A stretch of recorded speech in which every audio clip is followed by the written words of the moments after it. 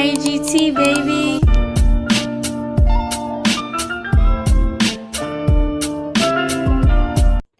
What's cracking, guys? It's your boy Junior Mafia coming back to you with another video. So we got to talk about what happened at WWE Backlash. Now, I'm gonna be honest.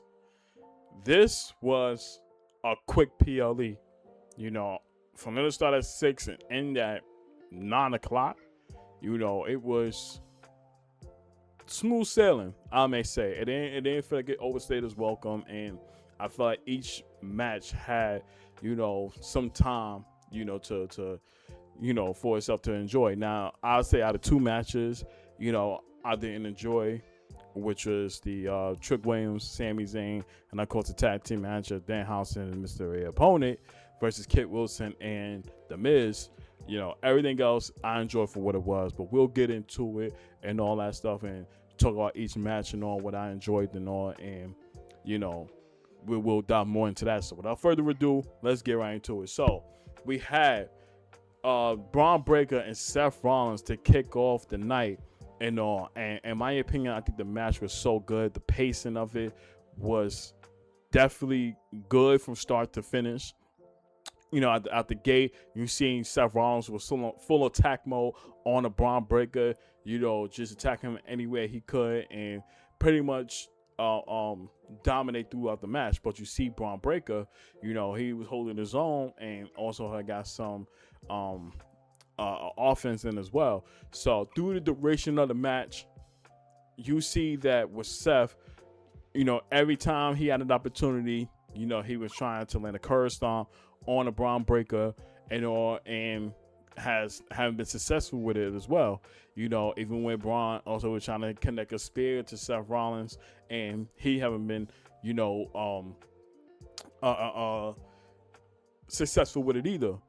But you saw multiple clotheslines that Braun was giving to Seth throughout the match and all, and you know, he started to gain some offense. So I would say around outside of the ring where it really started to really pick up, you know, you seen Braun Breaker who's ready to run around trying to get Seth, you know, in the spear that he does, but Seth was able to counter that, and you know, they had their little offense outside of that. So when the action gets back into the ring, you see Braun Breaker hits multiple Frankensteiners off of the top rope and all. And it was one situation where I did like at the spot where Seth Rollins, he go up there and he has a superplex, and it looked like he about to hit a Falcon Arrow, but you see Braun counter that and hit his own version of the Falcon Arrow there too. So I thought that was dope to see. It was another situation where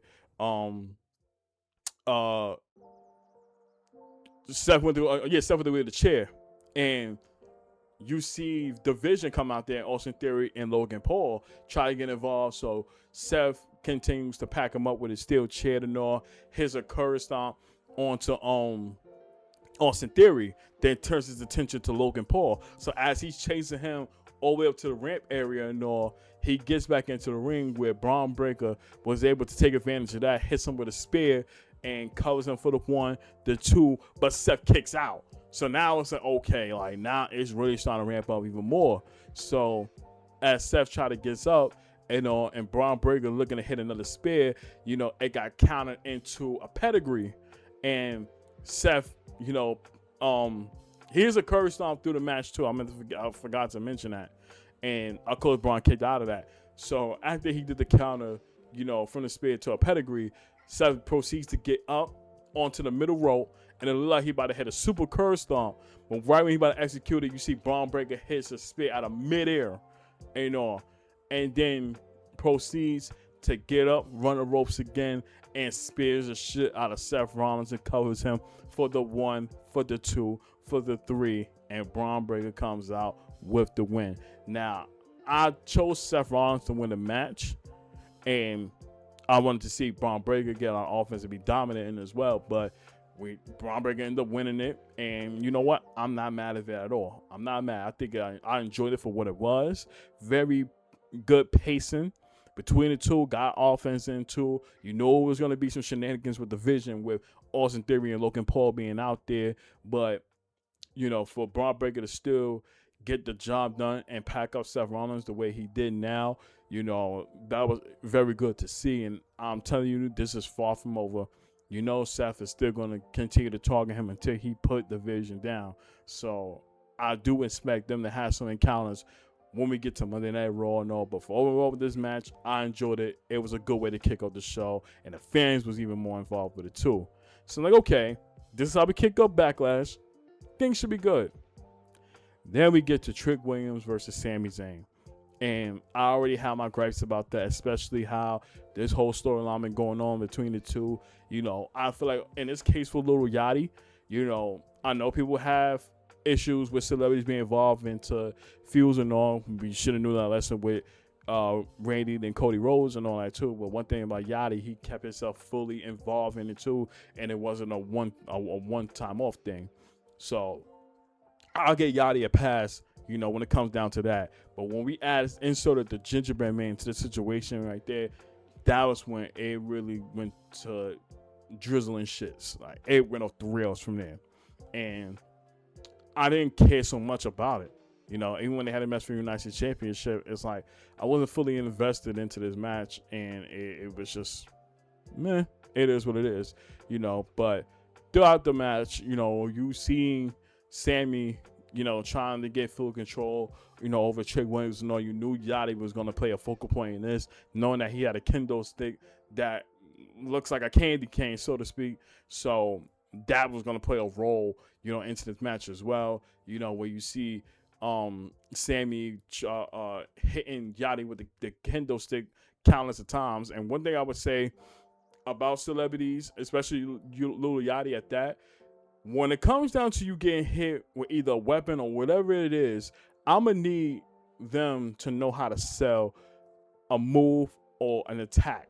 Because there's no way how many times he got beat with that kendo stick, he was ready to get up for under a minute. That right there, you should be incapacitated either towards the climax of the match or when that match is done completely. That should be the last time we see him. But he ended up getting up there as well. And when it looked like he was about to do something, I think he hit Sammy with the kendo stick, in the back of his head, and that was where you saw Trick Williams hit a cyclone kick or whatever it was. It looked like a knockoff version of the SOS. I mean, the Trouble with Paradise that Kofi used to do. And of course, he got covered for the 1-2 Sammy kicks out of it. So the next time we would see Sammy and Yachty encounter each other, Sammy proceeds to go and hit a haluva kick onto Lil Yachty, and at this point he's pretty much out the equation. Then Sammy gets back into the ring, and he gets in the corner looking to hit a haluva kick onto Trick Williams. Trick was able to duck out of that, ran the ropes, hit the trick shot on Sammy, and covers him for the 1, the 2, and the 3, and the match was done. And one thing I was going to say, because here's how I kind of felt like, when it came out to the whole thing with Sammy and Trick Williams, was the fact that every single time where they trying to push Sammy as a heel, as a face, it haven't been working. He's been getting nuclear heat from the fans. And, they trying to keep Trick Williams as a heel and all that. It's not working either. So I think would have made us better for this match. They could have had pivot and could have made a situation where you had Sammy, be a heel into this match, and then Trick Williams being the babyface. But the sheer fact that ain't happening there, and y'all want us to care that much, and you knew the roles was going to be reversed in this matchup, and we got what we got, nobody cared so much. Even we saw heel tactics to what Sammy was doing, with the inside cradle after faking the injury from the knee, and even taking the kendo stick and hitting Trick Williams with it where the ref back was turned. So we saw some heel tactics there. So, like I said, I didn't really care about it that much. Do I feel like this whole feud is going to continue? Unfortunately, yes. But what I feel like should have ended that right here is the fact Sammy should be a full-blown heel. Bottom line. You're already seen on full display for these last couple of weeks, prior to WrestleMania, after what happened. So, you might as well sit there and take advantage of it while you can. So, that was the low point of it, and I didn't really care that much about it and decided to say, all right, let's just move on from it. Then we get the tag team match of Kit Wilson and The Miz taking on Danhausen his mystery opponent. So as he's trying to figure out who it is, you have some people thinking that it could potentially be Jelly Roll or probably somebody else and all. And when we got the reveal, it ended up being Little Housen. And I kid you not, y'all. If you was in the stream, shout out to everybody that was there. I checked out of that match. I was like, we going from one match between Sammy and Trick. And I'm thinking, okay, things could potentially get better. I'm like, if we have a mystery opponent, whoever it is, maybe that might be good because I'm like, with Danhausen, he's starting to grow on me. And I definitely like him, as a superstar, as a comedian. Like, I can get behind that. But when we had gotten that reveal of that mystery opponent, I just lost it completely. And the fact that he's had Hurricanranas, doing a combination of punches and kicks to Kit Wilson and all that. Yeah, I'll be honest with you. I didn't care so much. I didn't take no notes for this whole entire PLE, but off of memorization, I didn't care so much. But towards the tail end of it, you did see Little Housen. I think Kit Wilson went up there, I think it was Kit Wilson that went on top of the ramp there where that box was at, the crate box, whatever it was at, and they put Little Housen in there. And the next time I opened it up, it was a whole bunch of them that we ain't seen since WrestleMania, and they go and completely jump kill Wilson, and that automatically has left Miz vulnerable, where you see Danhausen takes advantage of that, packs him up for the 1, the 2, the 3, and the match was done. So I was like, just get it over with right now.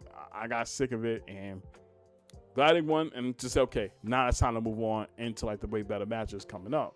So we end up getting Io versus Asuka, and I was saying, okay, this was going to be interesting now, just of the history between the two and what can happen. So as the match progressed and all, you did see both women get some offense with Io and Asuka as well, and it started off a little slow, then it started picking up towards the end. So I would say throughout the match, you see Asuka trying to lock in the Asuka lock, even transition into an armbar, and trying to have Io tap out. And that was going to be the focal point, for her to take out Io. And Io was able to counter that as well, even locked in her version of an Asuka lock and stuff like that. When she even went up to try to hit the moonsault, but ended up getting countered a lot too. So, it was definitely dope to see. Then the action thing took place outside of the ring, and this is the gripe I had about these referees, because I feel like every single time when certain superstars is out there, it's either one, they either count fast, or they forgot that it's a standard match and go at their pace of whatever they're trying to do and then continue to count. Like, I know you're trying to sell, the story of both superstars. I get it. But at the end of the day, the rules are the rules. So if you're out there, you still got to go count out regardless, and it's still up to these superstars to go in there, stop the count, go right back out, and then continue the beat down or whatever it is they're doing. That was my biggest gripe about this PLE, because I feel like the refs always been doing that shit a whole lot, and it pissed me off. So I'm like, if you're going to stay by the rules, stick to the fucking rules. So, anywho, they get on top of the announce desk, and Asuka looked like she tried to hit a suplex, but Io ready to get out of it and all. And it was to the point where both women stand face to face, and you see Asuka trying to do the miss, but Io was able to block it with one of the books, and she puts it down, able to sweep Asuka off the announce desk and gets her back into the ring. So as she's doing that, she goes in there and try to hit the moonsault, but of course Asuka countered and try to lock in the arm bars and stuff like that, but Io ready to get out of it, hits the bullet train, and then drags her, goes up there, hits the moonsault, and cover her for the 1, for the 2, for the 3, and Io ends up winning the match, which I predicted as well, because I felt like she deserved this win right here to catapult her, probably chasing gold for either the Women's Intercontinental Championship or for the Women's World Championship. So I think this definitely helped out more. And we see, her and Asuka pretty much celebrating one another too. I thought, we were going to see some heel tactics from Asuka again, but that didn't happen. She got a little emotional and was just embracing embracing Io, on winning the match. They hugged it out and stuff. It was a wholesome moment there too. So I definitely enjoyed that. And, where do this leave Asuka next? So that's still yet to be determined. But hopefully, AEG either take some time off and come back, or she's just gonna be a whole baby face now. So we'll see how the whole thing turns out. But I enjoyed the match for what it was.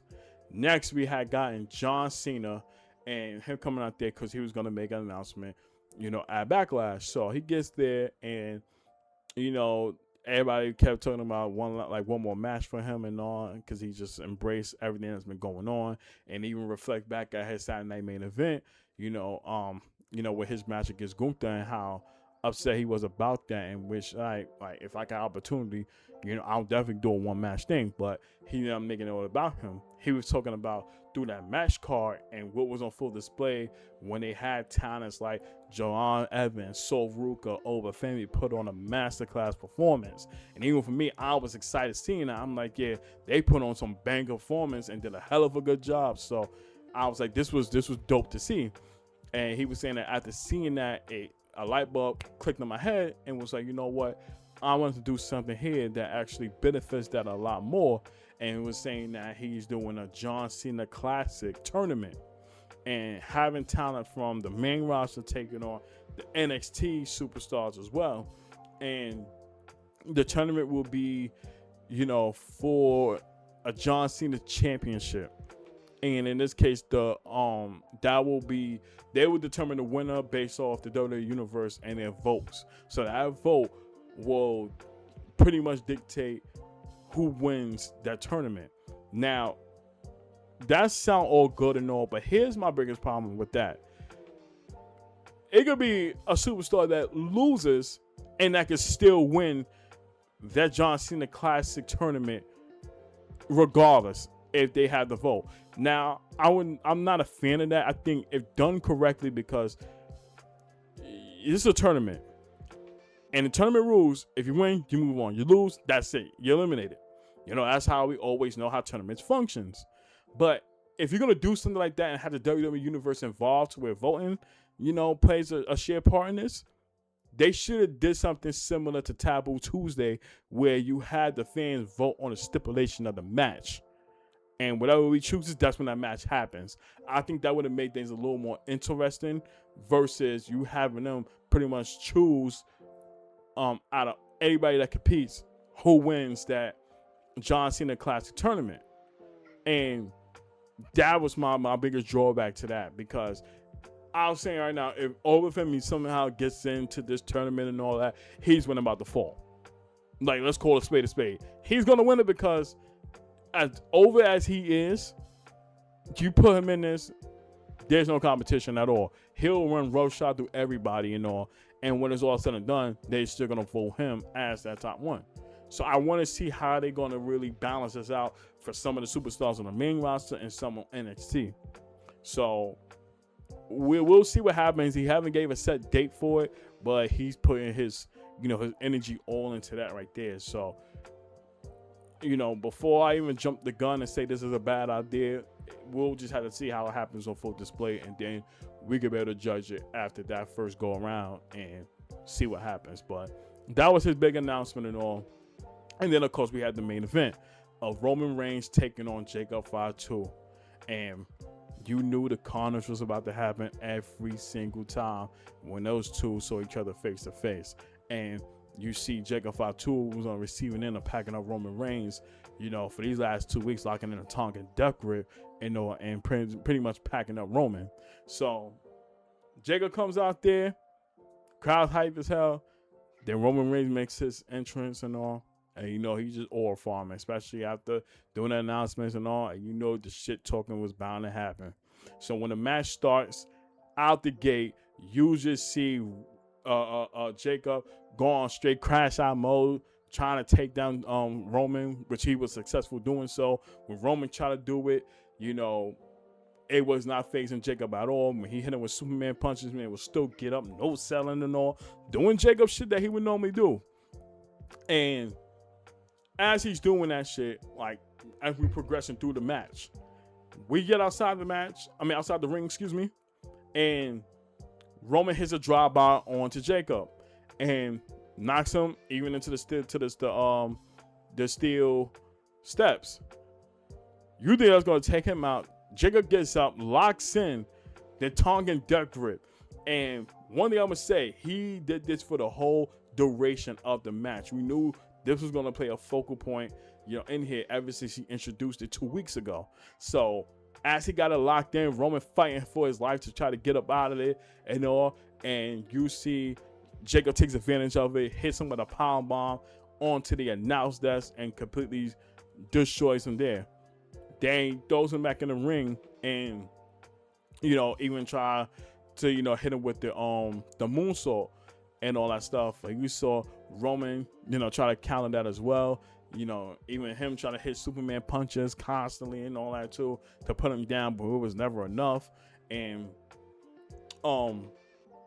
towards the, I'm gonna say the end of the match, because we had some back and forth situations where they were just clocking each other with rights and all, and the pacing was fantastic. It was fantastic. And one thing I would say, every time Roman Reigns steps into the ring with somebody in a main event match or whatever the case is, he makes them feel like $1 million, because that's exactly what Jacob Fatu was feeling in this matchup. After literally dominating most of it all, no selling, and completely like he was in full control, like he had the chance to really put Roman down. Even when hitting him with multiple hip attacks in the corner and stuff like that, he was in full control. Then there was a situation where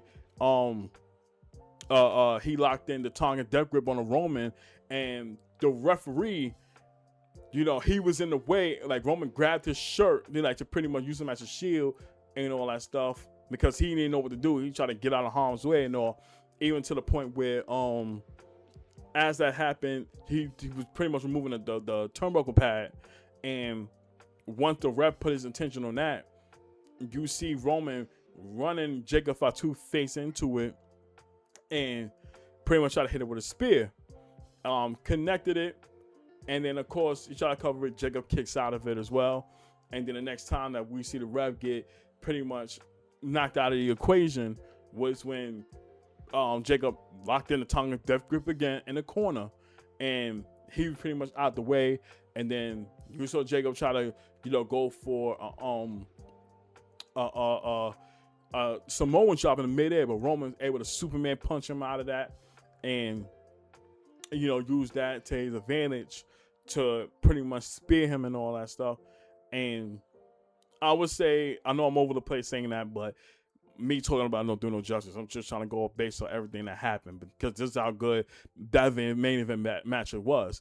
Jacob did go up there for a moonsault, and Roman got the knees up, and he was favoring his right knee. So that I was going to play a role in this too.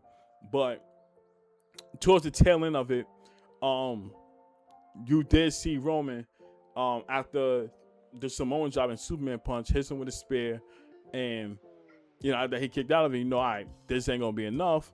It's time. I gotta pack him up one more time. So after he got the advantage over Jacob, runs to ropes, hits the spear again on the Jacob, and covers him for the 1, for the 2, for the 3, and Roman retains. So after that happened, you see Jacob sitting there in disbelief. He's pissed off and all that. Turns his attention on to the referee. It's like, yo, you kept getting in my way and all that shit. So after he did that, he turns his attention to Roman and proceeds to lock in a Tongan death grip on him in the middle of the ring. And at this point right now, Roman hits the saxophones, and it was just getting bad for him. The ref trying to get Jacob off him and all that stuff, and it was to a point where the ref got packed up for his troubles, ended up catching a Samoan drop. Then you see Jacob turn his attention back on Roman again, locking in the Tongan death grip, and now you got all the JGs out there between JB Noble, Gregory Helms and Jason Jordan and all that too. So Gregory Helms trying to get Jacob off of Roman and all that. Then this man proceeded to super kick him and all, take Jason Jordan, throw his ass out of there and all that. And, you know, Adam Pearce comes there too to try to, like, you know, get Jacob off him and all that. This man took Adam Pearce, launched his ass out of the ring, turns his attention back on Roman Reigns, locking in the death grip again. And now it's to the point where Roman's out of it now. Like, this man has saliva coming out of his mouth constantly and all. And he's fainted. He's gone. Like, it was just so much happening there. And many times they try to get him off there as well. It was never enough. Then when they did get some separation and got Jacob out the ring, he going up there, this man licking his fingers and stuff like that. Like, just a complete crash out, a psychopath and everything. Then we think it's over. Oh, no. Man proceeds to go right back into the ring, locking the tongue and death grip again on Roman and all that. And at this point, Roman's done now. Like, he ain't even fucking moving no more. And now everybody trying their hardest to get Jacob off him now. Nigga Pearce is grabbing one of Jacob's dreadlocks, trying his hardest to get him off him. And that shit was not fixing Jacob at all, because the more he tried to do that, the more he had that submission locked in on Roman at this point. And it was just, you see saliva all over the ring. Like, it was just done. He was completely done. And he's after he was done, he was standing tall, grabbed the title, and held it up in the middle of the ring on top of Roman Reigns and showing him that even if you had beaten me, I made a statement that I was going to dog walk your ass regardless. And that's exactly what he said. And towards when they did the ending of the match, the ending of the show, excuse me, Jacob, he was saying some shit too. I forgot, because they did the post-store panel. And he was saying that I told y'all what I was going to do. I was going to pack up Roman Reigns. I was going to dog walk his ass and let him know, you know, I'm nothing to mess with and all that too. Like, all gas, no breaks with it, all of that. And even Roman, after that, when he was walking back to the back, he was pretty much saying to I believe it was Jackie Redmond that was like interviewing and saying that, you know, that Jacob, like, he's out of control. Like, this not gonna work well, you know, for this family. You know, we try to keep, you know, a stable, you know, some rules to follow, and he's not willing for that. And he was saying that he has to get removed. Like, he's saying Jacob has to get removed. So I don't know what he mean by that, but I'm pretty sure we're gonna get some answers at Monday Night Raw. But this was dope to see. That was a fantastic main event. I enjoyed it for what it was there too. And like I said, Roman Reigns, he makes superstars that face him look like $1 million. I think it was to the point where we thought Jacob could potentially pull it off. When he locked in that tongue and death grip on the Roman in the middle of the ring, and he looked like he was about to pass the fuck out, like, it really gave us cause to pause. Like, can he actually do it? Can he become champion? And even when the ref was trying to, you know, see Roman, like, because he looked like he was about to pass out, and he lifted his arm up, the one time, you know, Roman didn't respond. To the second time, that's when he had, you know, got his strength back at all. So I did love those moments there too, because they sold us on, like, can that really happen, and can they swerve us? So those are the moments there too that makes a main event match and something that we would enjoy. So I definitely would enjoy that for what it was there too, and definitely looking forward to what happened on Monday Night Raw, because you already know a lot of things is about to unfold, you know, now with this in the rearview mirror. So I say Backlash was a solid show. Enjoyed it for it was. If I give it, I give it like a 7.5 out of 10. You know, like I said, out of those two matches, you know, that I talked about earlier, those are the only things that kind of took me away from it and all. So I definitely want to hear y'all opinions on how y'all feel about the PLE. You know, did you enjoy it? What was your favorite match on there? And all that stuff. So y'all let me know down in the comments down below. But I appreciate y'all love and support. Roll to 250 subscribers. Continue to keep God first. It's a process of anything that you do at life. Your time will come. And I'm going to catch y'all on the next video. Peace. Game over, yeah!